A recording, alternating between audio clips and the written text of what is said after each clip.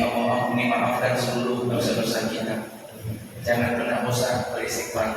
Janji Allah dalam surah Al-Baqarah 222, Allah mencintai hamba-hambanya yang terus-menerus beristighfar. Allah jatuh cinta kepada hamba-hambanya yang terus-menerus mohon ampunan Allah. Mudah-mudahan pagi ini Allah ampuni maafkan seluruh dosa-dosa kita, dan Allah terima taubat kita. Mudah-mudahan Allah beri kepada kita kesempatan bertaubat sebelum ajal menjemput kita. Mudah-mudahan semua yang hadir meninggal syahid semua. Amin. Meninggal husnul khatimah. Meninggal dalam keadaan beriman. Kita mengakui dosa-dosa dan menyesali. Rabbana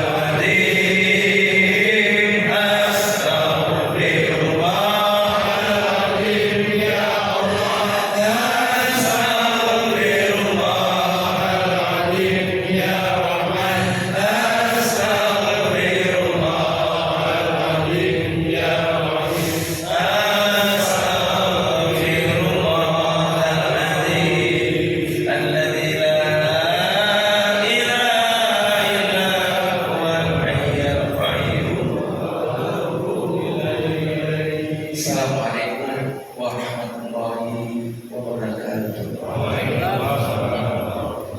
Al-Sajidatul Kiram, yang mulia para alim ulama, semua guru kami yang ada di sini, para penasihat Arafah yang selalu hadir bersama kita, banyak sekali yang tidak bisa saya sebutkan satu persatu. BKM, Imunci, Dr. Fahmi Sofyan, Ustaz Bukhari, Pak Kecil, terus istiqomah terus bersama masyarakat yang memakmurkan masjid yang kita cintai ini. Alhamdulillah pagi ini hadir jamaah utuh dari utuh yang sudah dipimpin dengan Abu Lalu ketiga yang ahad lalu baru launching jamaah masyhur dan dia akan launching lagi kenangan raya ya Pak Abu Lalu. Ayahanda bunda yang khotir iman seluruh jamaah Arafah yang terdiri dari semua golongan dalam besar masyarakat. InsyaAllah ahad depan kita akan mengunjungi Masjid Al-Hidayah Prada. Al-Hidayah Prada. Alhamdulillah Bambang Syariah hadir bersama kita banyak sekali. Ikhwan ada dari Aceh juga hadir banyak sekali. TNI, polisi, bahkan dari umat dari pelayaran ya, yang dipimpin oleh Pak dosen Pak Dedi. Alhamdulillah kita bersama seperti ini, insya Allah mudah-mudahan kita akan selamat dan menang di dunia dan di akhirat. Mari ayahanda bunda yang bertakliman sama-sama kita mendengarkan tausiah dari guru kita bersama. Tapi saya belum lihat muka beliau, di mana posisi beliau sekarang. Oh, sana di sana ya, alhamdulillah. Jauh di sana, alhamdulillah. Beliau ini katanya calon wali kota Cianjur. Silakan Tuan Guru yang mulia, kita doakan beliau tetap istiqomah. Walaupun beliau dihantar mewakili karena tetap istiqomah terus berdakwah di jalan Allah Subhanahu wa taala. Alhamdulillah hadir guru-guru kita banyak, Ustaz Ajmi dari Bogor yang hadir banyak sekali yang hadir bersama kita. Mungkin bisa dikasih jalan sedikit ayahanda pada guru kita bersama. Jangan sampai beliau jatuh di masjid. Ya, yang tersenggol jatuh. Alhamdulillah sama-sama kita mendengarkan tausiah dari guru kita bersama.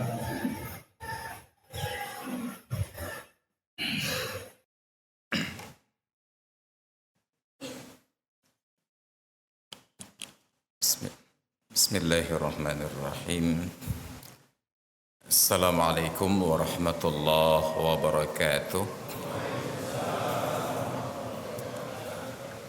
Alhamdulillahilladzi hadana lihadza wa ma kunna linahtadiya laula an hadana Allah. Asyhadu an la ilaha illallah wahdahu la syarika lah. وأشهد أن سيدنا ونبينا وحبيبنا محمدا عبده ورسوله لا نبي بعده. اللهم صل وسلم على نبينا وحبيبنا وشفيعنا ومولانا محمد ابن عبد الله وعلى آله وصحبه ومن والاه. وقال الله تعالى في القرآن العظيم وهو أصدق القائلين وبقوله يهتدي المهتدون قل إن كنتم تحبون الله فاتبعوني يحببكم الله ويغفر لكم ذنوبكم. والقائل في آية أخرى وليخشى الذين لو تركوا من خلفهم ذرية ضعافا خافوا عليهم فليتقوا الله وليقولوا قولا سديدا.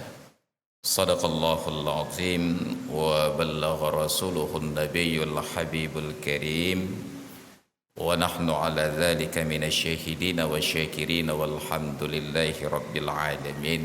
وبعد, alhamdulillah, syukur kehadirat Allah Pada hari ini kita sama-sama dapat bersilaturahmi di bahagian akhir dari bulan Safar. Kita menjelang datangnya bulan-bulan yang panjang dalam rangka perbaikan gizi. Sekitar sebulan yang akan datang sudah mendekati bulan Maulid insyaallah. Kita berhadir pada waktu pagi. Tapi kalau disebut pagi mungkin akan banyak yang protes, kan matauroh hai tibit lam tengkuf. Padahal dalam bahasa Arab pagi itu disebut dengan kata subuh. Maka mereka menyampaikan ucapan selamat pagi dengan kata-kata sabahal khair ataupun sabahan nur. Dan juga disebut dengan kata al-bukur di waktu yang paling awal. Dalam sebuah hadisnya Nabi sallallahu alaihi wasallam mendoakan umatnya, burika ummati fi bukurihim.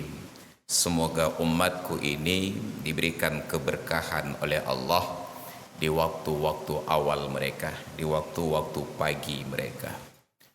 Lalu di dalam kesempatan yang lain Rasulullah menyampaikan apresiasi, ma min yaumin yusbiha illa wa malakani yanzilani fayaqulu ahaduhuma Allahumma a'ti munfiqan khalafa wa yaqulu al-akharu Allahumma a'ti mumsikan talafa. Tidak pernah ada suatu hari datang waktu subuh terbit fajar kecuali pasti ada dua orang malaikat yang turun ke bumi. Malaikat turun banyak, tetapi yang kedua ini khusus, dua orang ini khusus. Fayaqulu ahaduhuma, salah seorang di antara dua orang malaikat ini berucap, berdoa, Allahumma a'ti munfiqan khalafa. Ya Allah, berikanlah kepada orang yang berinfak, yang membelanjakan hartanya, khalafa, pengganti. Wa yaqulul akharu, dan seorang malaikat lagi berdoa, Allahumma a'ti mumsikan talafa. Ya Allah, berikanlah kepada orang yang menahan hartanya, talafa, kebinasaan. Hadis ini tiba-tiba berkembang di akhir abad 21 ini menjadi sedekah subuh. Memang bid'ah abad 21 ini luar biasa. Berangkat dari hadis tersebut, tiba-tiba dikembangkan teori tentang sedekah subuh. Subuh itu jangankan mencari orang bersedekah, mencari penerima sedekah saja sulit. Karena orang belum bangun. Subuh itu bukan waktu mencari sedekah. Subuh itu waktu untuk mencari berkah. Dan berkah itu ada di dalam masjid. Dan tidak ada dalam sepanjang sejarah kehidupan para salafus salih. Salafus salih itu merujuk 3 generasi awal dari umat ini. Ada para sahabat, ada para tabi'in, dan ada tabi'in. Mereka disebut salafus salih. Salaf, para pendahulu, as-salih, yang baik-baik, yang patut dan yang layak. Lalu dalam tradisi orang Arab yang senang bahasa disingkat, maka diistilahkan dengan kata salafi. Tradisi mereka ini kemudian berlaku juga dalam bahasa kita. Ungkapan yang panjang disingkat dengan huruf Y di akhir. Mereka yang pakai mobil Chevrolet disingkat menjadi Chevy. Yang pakai mobil Fortuner disingkat menjadi Forti. Maka demikian pula yang salafus saleh disingkat menjadi salafi. 3 generasi awal dan sudah selesai. Jadi kalau hari ini ada yang salafi, itu dari jenis yang kedua, singkatan dari salah fikir. Ini 3 generasi awal salafus saleh, generasi terdahulu dari umat ini. Mereka yang memahami agama dengan sangat baik, dan tidak ada dalam sejarah mereka itu subuh-subuh mau bersedekah. Hanya terdapat sebuah riwayat tentang seorang cucu Sayyidina Ali, putra dari Husain bin Ali bin Abi Thalib, yang juga diberikan nama Ali. Orang Arab itu senang nama ayah mereka diabadikan pada nama anaknya. Ketika Nabi kita Muhammad sallallahu alaihi wasallam nama ayahnya adalah Abdullah, maka salah seorang di antara putra beliau diberikan nama Abdullah. Ketika Sayyidina Husain nama ayahnya adalah Ali, maka saat beliau punya keturunan, salah seorang di antaranya diberikan nama Ali.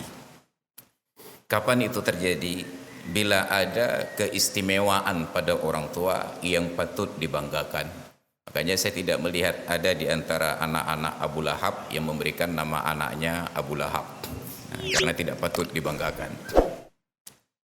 Pada salah seorang istri Husain bin Ali bin Abi Thalib yang anak dari Raja Persia Kisra bin Hurmuz yang bernama Sahzinan, lahirlah anak laki-laki yang bernama Ali bin Husain bin Ali bin Abi Thalib. Kebaikan akhlak dan ketinggian budi pekerti serta mumpuninya ilmu yang beliau kuasai menyebabkan beliau itu diberikan gelar Zainul Abidin, hiasan agama, keindahan di dalam beragama. Sedangkan anak kita dari baru lahir memang sudah namanya Zainul Abidin dari balahi.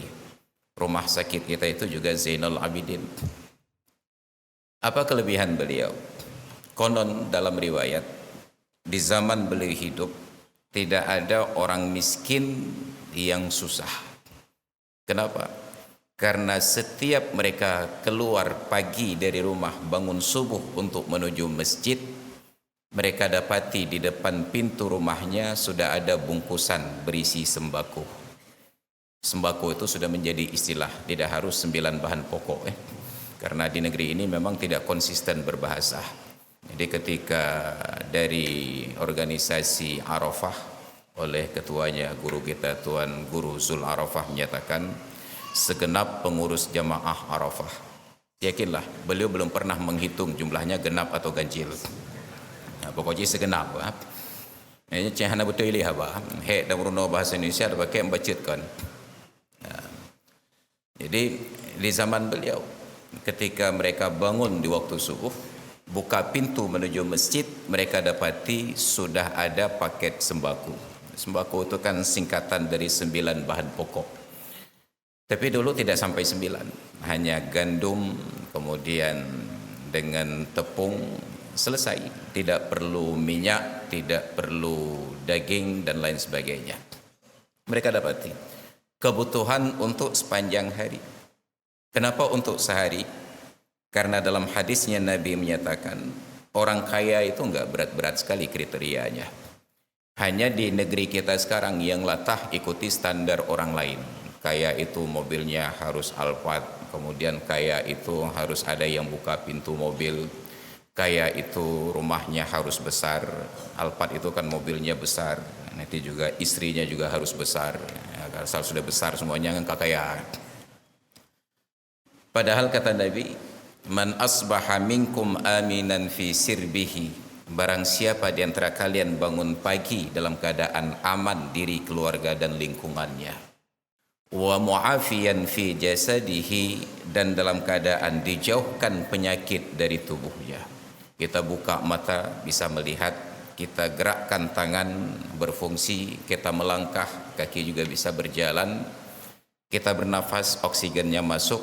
Ketika sampai ke kamar kecil, bilik air, kita kencing juga ada yang mengalir.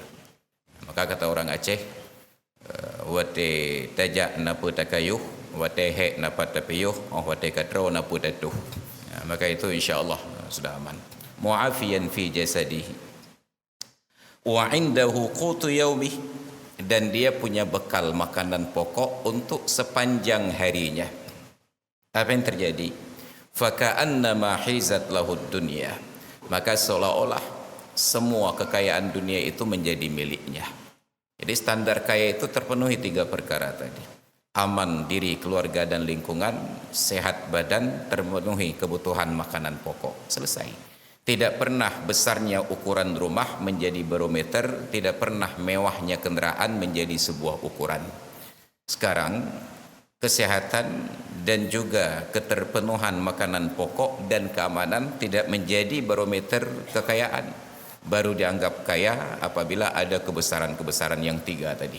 Besar rumahnya, besar istrinya, dan besar rekeningnya. Padahal rezeki belum tentu. Maka nauzubillah. Maka disebutlah kebutuhan pokok untuk satu hari. Begitu mereka bangun keluar, dapat makanan tadi. Dan mereka tidak pernah tahu siapa yang mengantarkan makanan sebelumnya.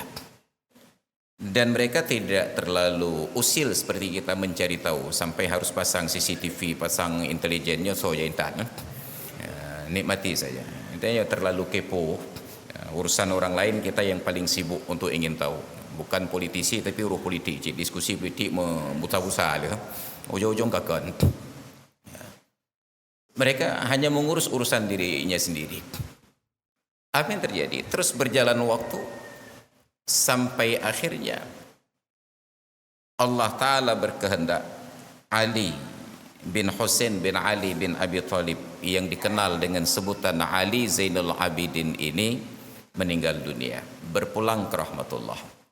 Saat jenazah beliau dimandikan, orang yang memandikan jenazah itu merasa heran, kenapa orang seberwibawa beliau, sealim beliau, sezuhud beliau, dan sekaya beliau, kulit bahu dan kulit punggungnya itu terasa kasar seperti kuli pikul yang mengangkat barang setiap hari di atas bahunya, di atas punggungnya. Mereka heran, apa yang dilakukan oleh orang alim yang zuhud, yang kaya, yang berwibawa ini sampai kulit bahunya sekasar itu. Dan tidak ada jawaban sepanjang hari sampai matahari terbenam, malam datang menjelang. Besok subuhnya ketika warga kota tersebut bangun tidur, mereka buka pintu menuju masjid. Apa yang terjadi? Paket-paket tersebut tidak didapati di depan satu pintu rumah pun. Mulailah mereka mencari tahu siapa yang mengantarkan selama ini. Dan mereka tidak dapatkan jawaban. Akhirnya mereka hubung-hubungkanlah siapa orang kaya dermawan yang terakhir meninggal dunia. Ternyata beliau. Barulah mereka hubungkan, kenapa kulit punggung beliau itu kasar? Oh, jangan-jangan setiap malam beliau keluar dari rumahnya untuk mengantarkan paket makanan ini ke depan rumah setiap warga miskin. Ali Zainul Abidin. Itu tahajudnya beliau. Sebagai orang kaya, beliau tidak rukuk dan sujud. Beliau antarkan makanan ke depan pintu setiap warga agar menjamin makanan mereka sepanjang hari supaya mereka fokus beribadahnya. Mungkin ada juga di antara orang-orang kaya kita yang punya keinginan demikian. Tapi mereka khawatir kalau kita letakkan di depan pintu, nanti sebelum pintu dibuka, paketnya sudah berangkat lebih dahulu. Karena kita punya rasa memiliki yang sangat tinggi. Ada gop, ada danyo, ada roh, jangan apa ada nyongle. Ini yang jadi masalah di negeri kita. Rasa memiliki yang sangat tinggi. Dan kita juga tahu ada orang-orang kaya yang mungkin mereka tidak seperti Ali Zainul Abidin ini mengantarkan paket setiap subuh, tetapi mereka tanggung biaya hidup orang-orang miskin dengan menyalurkan dana ke rekening mereka. Atau sudah dititipkan belanjaan di tempat-tempat tertentu untuk diakses oleh orang-orang miskin. Ini tradisi. Tapi yang ingin kita ingatkan, Ali Zainul Abidin tidak melakukannya di waktu subuh. Beliau melakukannya di malam hari. Ketika subuh datang, mereka sudah mendapatkan paketnya. Maka pertanyaannya, sedekah subuh itu kapan mulainya? Abad 21 di tahun 2024. Ini mempersulit. Kita terdengar keren sedekah subuh. Makanya sudah ada SOP-nya, keluar dari rumah di waktu pagi, bawa uang, masukkan ke dalam celeng masjid. Bagus. Tapi pertanyaannya, apakah uang yang masuk dalam celeng masjid tersebut sampai kepada orang-orang yang memang membutuhkan? Maka ketika kita dengarkan ada masjid-masjid tertentu saldo kasnya itu 1 miliar, 2 miliar, sedangkan pembangunan fisiknya sudah selesai. Kita tabung lagi. Dan sayangnya uang-uang dalam tabung tersebut disalurkan bukan ke tempat yang patut. Nah, kalau disalurkan ke Bank Aceh, alhamdulillah ada Pak Ahmad Syah datang kemari. Kalau disalurkan ke BSI, ada kawan-kawan BSI yang datang. Ini disalurkan ke bank-bank pribadi yang mereka ini tidak mencintai negeri ini sebagaimana yang sepatutnya. Sampai mereka ketika sudah sukses menyatakan kampung asalnya itu adalah ayah kandung dan Indonesia ini menjadi ayah tiri. Indonesia ini memang ayah tiri yang luar biasa, gak ada gaib. Siapa yang menyatakan itu? Ada seorang konglomerat di negeri ini, Sukanto Tanoto. Dia pulang ke negeri Cina, diwawancara di Cina, di televisi Cina, bagaimana dia bisa menjadi orang sukses. Dia katakan Indonesia ini ayah tirinya dan Cina itu ayah kandungnya. Ini ayah tiri yang luar biasa negeri kita ini. Kita tabung uang di tempat tersebut, tidak mengalir kepada orang Aceh. Apa yang terjadi? Mereka kumpulkan uang ini, lalu beli properti, beli tanah. Yang di tengah beli selawah bukan lagi milik orang Aceh. Itu yang hek tamu perang, mati orang hana mudumna, merompok tanah 2 hektar tepoh. Awalnya hana perang, ribuan hektar mereka kuasai. Kita tetap jadi pahlawannya, enggak masalah. Bah mati hidup, yang penting enggak kaya. Ini negeri kita. Maka kita merasa sedih ketika teorinya hanya kumpul-kumpul uang tetapi tidak bermanfaat.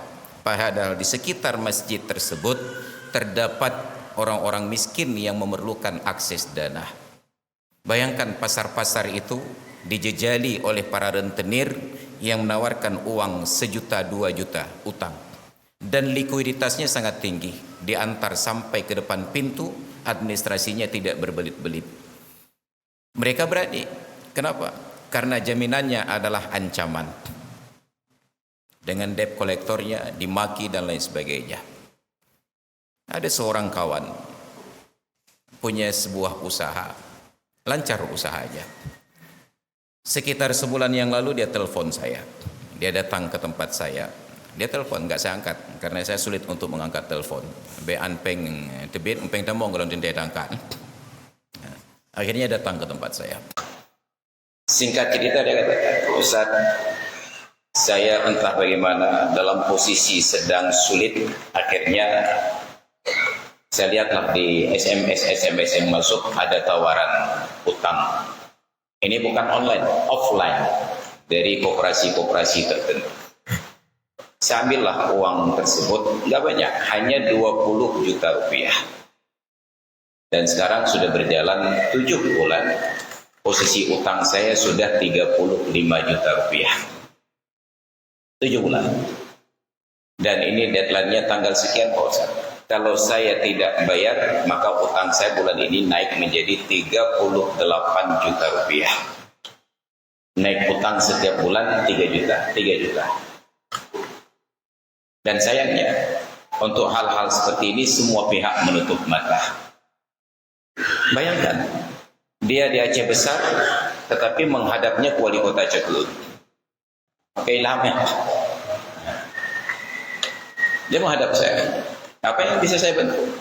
Tidak ada yang bisa saya bantu selain berdoa saja. Ya Allah, bukalah hutangnya. Ini menjadi masalah realitas. Lalu kita lihat di kampung-kampung masyarakat, di pasar-pasar, nyak-nyak itu terlilit hutang hanya 1 juta 2 juta rupiah. Tidak terakses modal. Padahal di masjid dana mengendap miliaran rupiah. Baitul Mal Aceh 200 miliar lebih dana mengendap. Ketika orang miskin menjerit membutuhkan biaya. Tapi tidak ada yang berpikir bagaimana dana pemerintah, bagaimana dana umat. Oh maaf, pemerintah tidak punya dana umat. Bagaimana dana umat itu bisa tersalurkan dan bermanfaat. Kenapa? Kita tidak bisa salahkan kawan-kawan di Baitul Mal. Mereka harus bekerja sesuai dengan regulasi, sesuai dengan peraturan. Salah aturan, mereka yang dipidana, disebut korupsi. Karena korupsi bukan hanya tentang penyalahgunaan dana, tetapi tidak tertib administrasi penganggaran juga menjadi korupsi. Maka kita bingung, siapa yang dulu diajak RDPU rapat dengan pendapat umum ketika penyusunan kanun tentang Baitul Mal. Sehingga mekanisme penyaluran dananya itu harus lewat mekanisme PAD murni. Bukan BLUD, Badan Layanan Umum Daerah. Asal ada dana mau dipakai silakan, tanpa harus direncanakan lebih dahulu. Harus lewat PAD. Kalau sudah harus lewat PAD, maka tentu harus menanti ketuk palu paripurna. Dan saat kita menanti ketuk palu, ternyata palu itu semakin lama semakin berat untuk diketuk. Enggak jadi-jadi. Maka dana untuk fakir miskin tidak tersalurkan. Nauzubillah. Ini persoalan di negeri kita. Belum lagi persoalan yang lain. Suatu hari saya ingat berdiskusi dengan kepala sekretariat Baitul Mal saat itu, almarhum Pak Rahmat Raden. Allahumma orang yang sangat baik. Dengan seorang kawan, Bang Michael Alexander. Beliau bukan orang Aceh. Bang Michael itu dari Palembang, dari Padang beliau. Tapi sampai ke Aceh, beliau yang paling peduli orang Aceh, padahal pangkat tidak tinggi, gaji juga tidak besar. Ketika melihat betapa rumah sakit Zainul Abidin oleh pemerintah Aceh hanya memfasilitasi orang sakit, tidak memfasilitasi pendamping orang sakit. Maka setelah sembuh orang sakit, sakit pendampingnya. Didampingi pula oleh orang yang sudah sembuh. Sembuh yang sakit, sakit pula pendampingnya lagi. Yang kemudian lagi sana. Maka beliau berpikir, para pendamping ini perlu tempat untuk istirahat dan mereka belum tentu punya kerabat. Minimal untuk sekedar tempat cuci baju dan lain sebagainya. Beliau berinisiatif untuk mengadakan program yang namanya rumah singgah. Maka beliau cari berbagai sumber pendanaan adalah rumah singgah. Ketika sudah ada rumah singgah inisiatif beliau, saking bingungnya rakyat negeri ini untuk mengadu, semua mengadu ke beliau. Seolah-olah beliau itu menjadi gubernur Cetul. Saya tadi baru wakil beliau utara. Semua mengadu ke beliau. Anak terlantar diantar ke beliau. Padahal dalam undang-undang jelas tertera, fakir, miskin, dan anak terlantar dipelihara oleh negara. Pasal 34 Undang-Undang Dasar 45 ayat 1. Dipelihara, makanya nggak selesai-selesai, selalu dipelihara. Beliau yang tanggung jawab. Ada yang orang tuanya sakit, ibunya sakit, ayahnya harus mendampingi, tidak bisa mencari nafkah. Anaknya putus sekolah. Anaknya ini dibawa ke Banda Aceh, sebahagiannya ditempatkan di pesantren saya. Beliau cari biaya menjadi orang tua asuh untuk anak-anak ini. Ada yang sudah tamat sekolahnya. Pertanyaannya, dalam posisi demikian, orang-orang kaya di Aceh di mana peranannya dan para pemimpin di Aceh apa yang dipikirkan oleh mereka? Datang seorang wanita dari Palembang. Ketika melihat ada anak-anak terkena kanker, tidak ada yang peduli. Mungkin sisa hidup mereka tinggal menghitung hari, kata Krisdayanti. Tidak sempat menikmati hidup.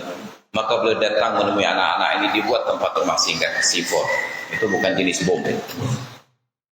Kumpul mereka di sana. Beliau layani sepenuh hati, seolah-olah itu anak kandung beliau sendiri. Ada yang suka mainan, dibelikan mainan. Kita nggak tahu dari mana sumber dananya. Saya pernah lihat di media sosial, beliau itu sampai turun ke jalan bawa kotak minta-minta sedekah. Bukan untuk beliau, tetapi untuk anak-anak ini. Maka adalah anak-anak yang di akhir hidupnya sepekan menjelang meninggal dunia, yang tidak pernah dapatkan mainan mobil remote, tiba-tiba bersuka cita dapat mobil remote tersebut. Anak-anak perempuan yang ingin memeluk boneka.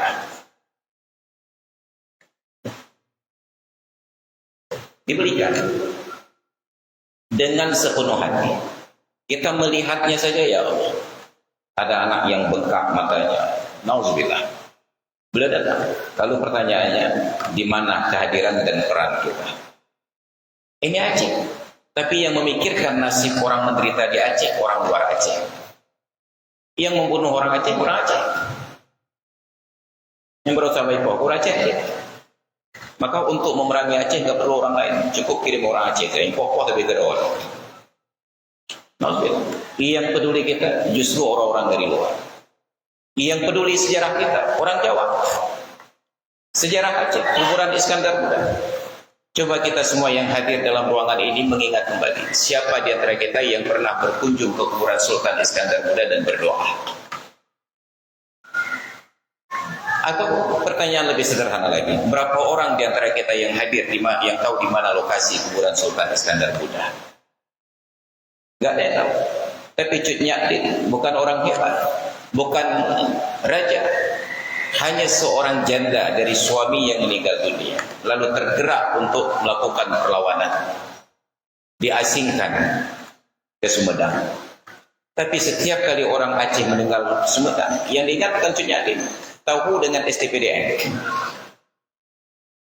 Enggak teringat kepada pahlawannya ini. Tapi orang Jawa merawat kuburan Cut Nyak sebersih-bersihnya. Mereka berziarah dan mereka berdoa. Kita bahkan kuburan orang tua pun lupa kita ziarahi dan kita berdoa. Ini kita negeri bangsa yang paling kacau di dunia. Kenapa? Karena kita bangsa terlebih ada undunya. Bandung lebih, bu lebih, i lebih. Gerau tak hantin. Maka ada anomali-anomali dalam kehidupan. Uang ini semuanya terkumpul, tapi tidak tersalurkan dengan baik. Kenapa tidak ada yang berpikir bagaimana menyampaikan dana-dana publik tersebut dengan amanah?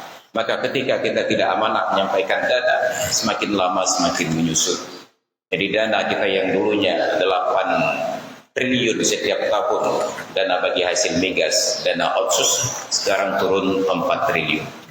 Menarik ketika suatu malam saya datang bertakziah saat berpulang ke rahmatullah, ibunda Bapak Sekda yang sebelumnya,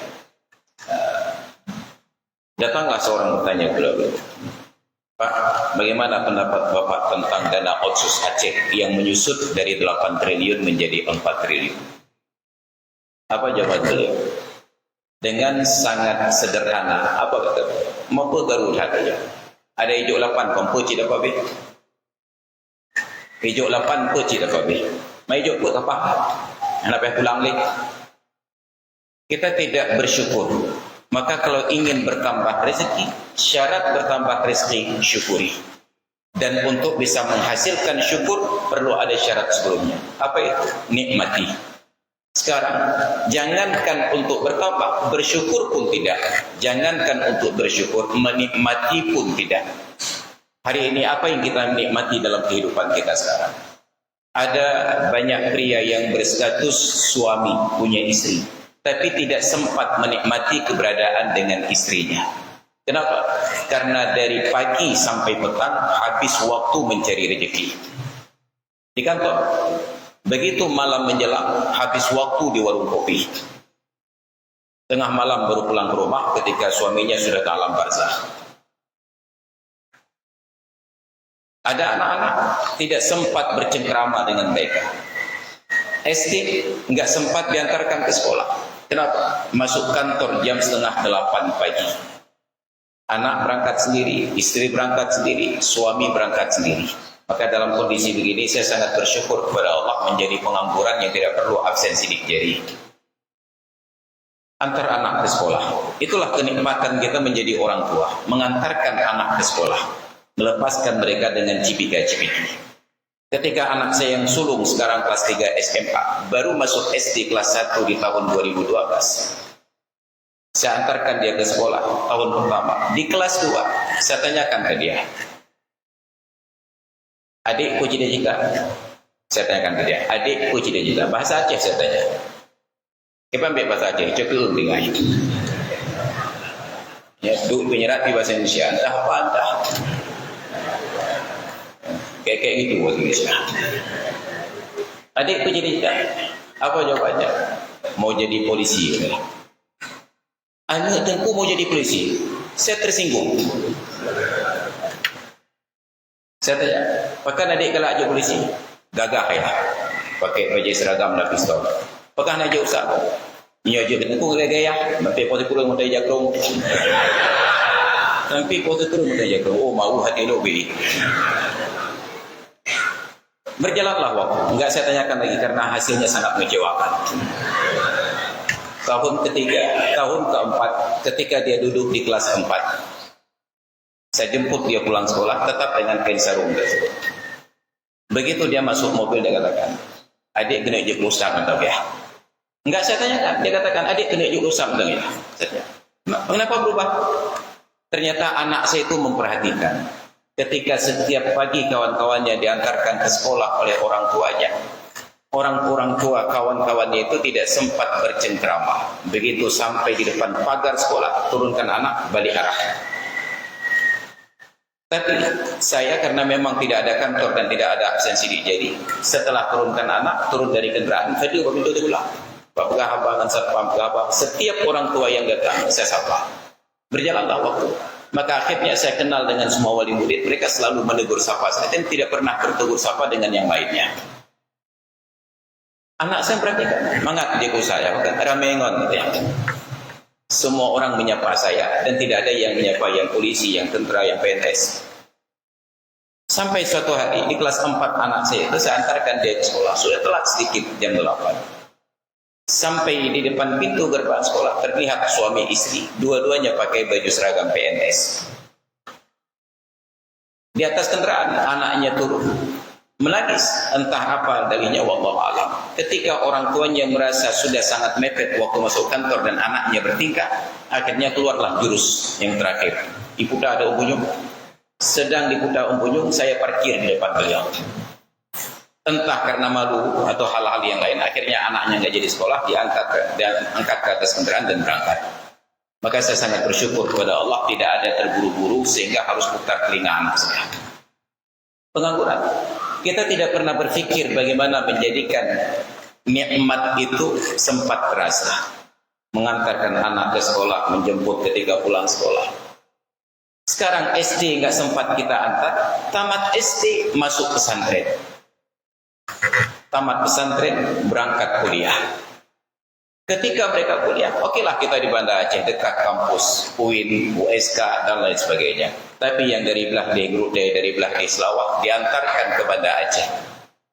Mereka berharap anak-anaknya ini kuliah, waktu pulang bawa ijazah. Tapi ternyata mereka pulang membawa silsilah. Anak lahir. Kenapa?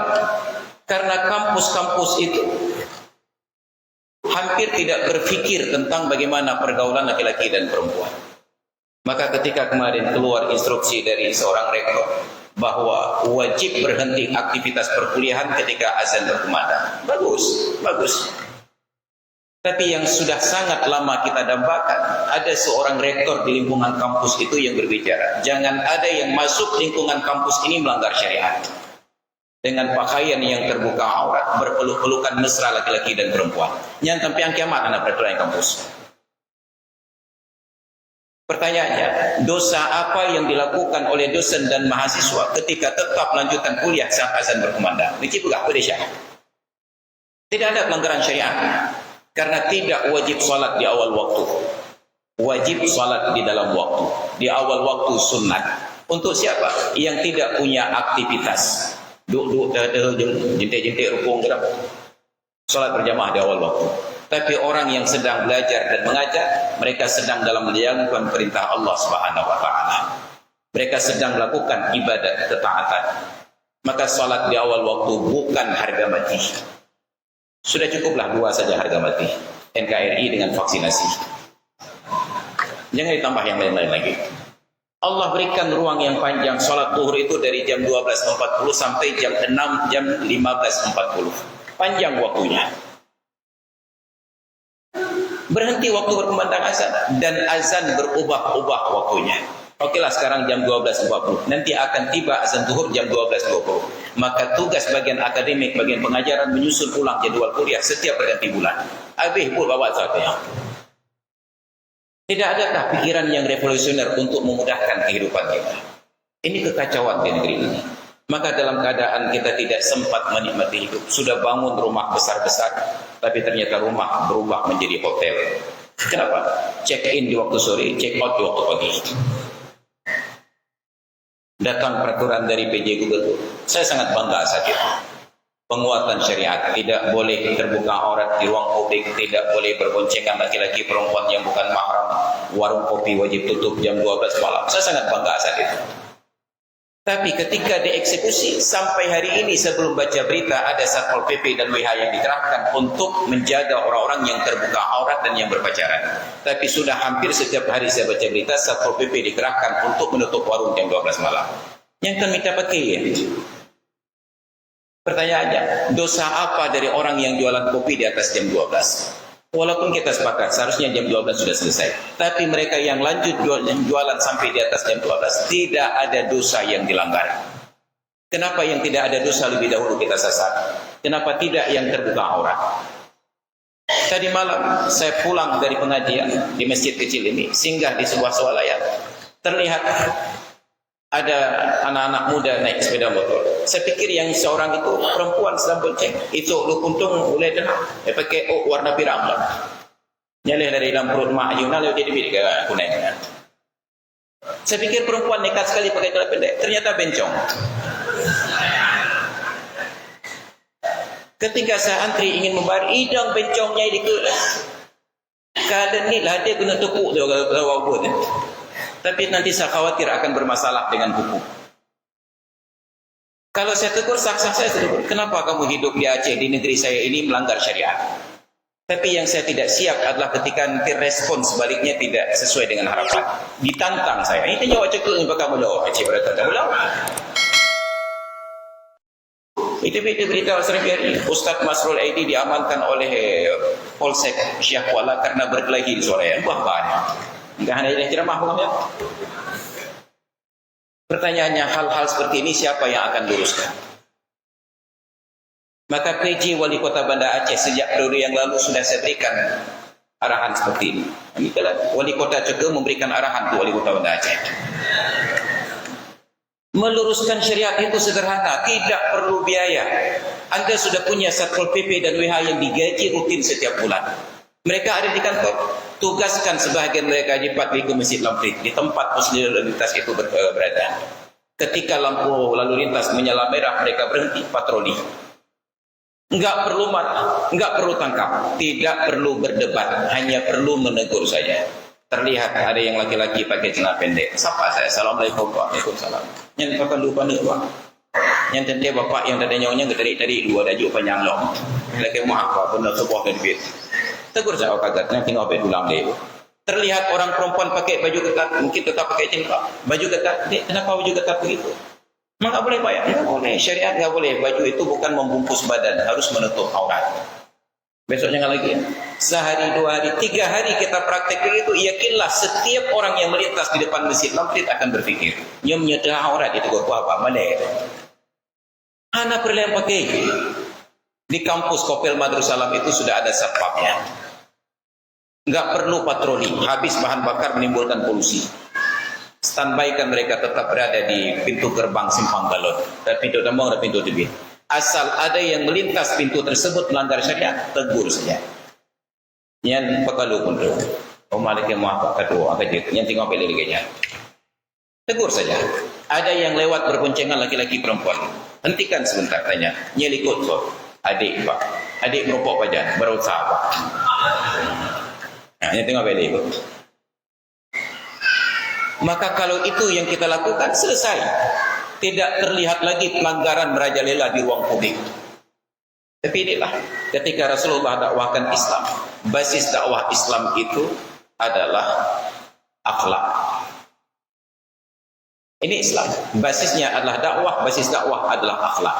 Islam dasarnya dakwah, dakwah dasarnya adalah akhlak. Tapi syariat Islam yang kita terapkan di Aceh tidak sama seperti syariat Islam Rasulullah. Maka tidak ada yang berdakwah. Dia kan dakwah dia ceramah. Basis syariat Islam kita adalah program dan basis program adalah anggaran. Maka ada anggaran jalan syariat, tidak ada anggaran tidak jalan dakwah. Maka na'udzubillah summa na'udzubillah. Ada yang harus kita formulasi ulang. Oleh karena itu hadirin kaum muslimin yang dirahmati Allah, pada kesempatan pagi hari ini kita mengajak kesadaran. Kalau kita sudah datang salat subuh berjamaah seperti ini, bagus. Tapi pertanyaannya, apakah kita mampu untuk menunjukkan akhlak Islam? Ketika kita pulang, saat nanti kita beraktivitas, pastikan bahwa yang punya istri, istrinya itu tidak melanggar syariat. Jangan suami keluar mencari nafkah, istrinya tidak kemana-mana, tetap duduk di rumah. Tapi duduk di teras dengan rambut tergerai dan terurai. Yang kru, ipo, bude, hanam, tahu. Suami taat salat berjamaah, tetapi anak gadisnya dijemput oleh pria gonta-ganti malam Sabtu dan malam Ahad. Orang tuanya salat berjamaah di awal waktu, di belakang imam berdirinya, tetapi anak laki-lakinya mengganggu anak-anak perempuan orang lain. Kau jak bonceng, bahagia saya. Buat kalian anak agam bonceng ni inang ngoda pula, nya tengok beli ngoda, beblok motor itu waktu. Memfasilitasi anak-anaknya untuk berbuat maksiat. Maka alhamdulillah sebagai penutup provokasi kita di pagi hari ini, Umar bin Abdul Aziz, siapa yang tidak kenal beliau? Khulafaur Rasyidin yang kelima. Ketika sakit menjelang ajal, beliau punya anak laki-laki 11 orang. Dan semuanya itu laki-laki. Ada satu kesebelasan. Datang adik ipar beliau, Walid bin Sulaiman bin Abdul Malik bin Marwan. Datang ke ruangan beliau yang sedang dirawat. Apa kata beliau? Bang, saya perhatikan usia Anda semakin dekat. Sedangkan anak-anak Anda hidup dalam keadaan miskin. Kalau Anda tidak mampu memberikan kekayaan untuk mereka, wasiatkan kepada saya agar nanti saya berikan kekayaan. Nanti saya berkuasa, saya berikan proyek kepada mereka, langsung PL, nggak pakai tender. Omar bin Abdul Aziz yang sedang sakit ini tiba-tiba kuat. Beliau duduk, beliau sampaikan kepada iparnya ini. Duduk beliau. Apa kata beliau? Saya tidak perlu bantuanmu untuk memperkaya anak saya. Kalau saya mau, sekarang saya bisa. Karena saya tetap sebagai khalifah yang sedang berkuasa dan anggaran yang saya pakai tidak akan diaudit oleh BPK dan tidak akan diperiksa oleh KPK. Raja. Tapi kenapa tidak saya lakukan?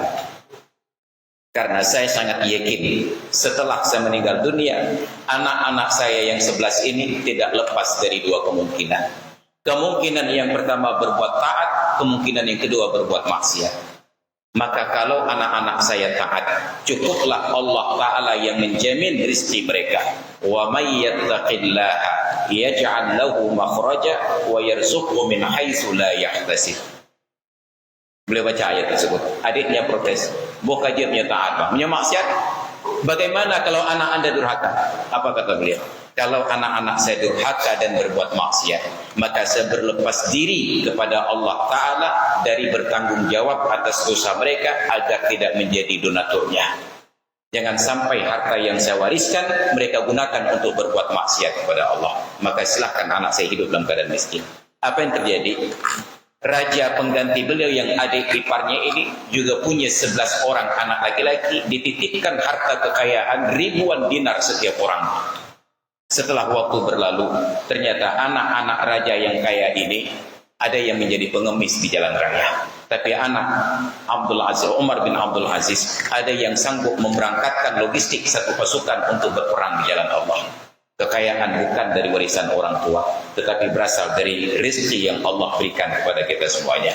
Maka hendaklah kita khawatir meninggalkan generasi yang lemah-lemah. Hadirin dan hadirat sekalian yang dirahmati Allah, sudah 44 menit 17 detik saya berbicara. Maka kita padakan sampai di sini. Demikianlah provokasi kita di pagi hari ini. Mudah-mudahan bermanfaat untuk saya pribadi dan kita semuanya. Dan jangan lupa besok hari Senin antarkan anak ke sekolah, siangnya jemput. Kalau terganggu karena bekerja, maka ajukan kepada pimpinan agar jam kerja disesuaikan. Jangan lagi pulang jam 5, pulang jam 12 saya. Pupuk detik akan tuh. Nah, ini aja duduk di Aceh. Yang penting produktif. Enggak ada warga datang ke kantor lewat jam 12 untuk pelayanan. Nyencik pegawai kantor dengan main game tu kan.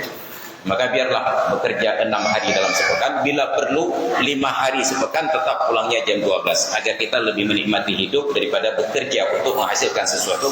Pokoknya kita tetap miskin juga. Maka lebih baik tenang daripada rajin gatin. Mudah-mudahan menjadi manfaat dan pengingat untuk saya pribadi. Terima kasih atas perhatian, mohon maaf atas kekurangan, dan jangan lupa ke depan pilih saya. Hadanallahu wa iyyakum ajma'in. Assalamualaikum warahmatullahi wabarakatuh.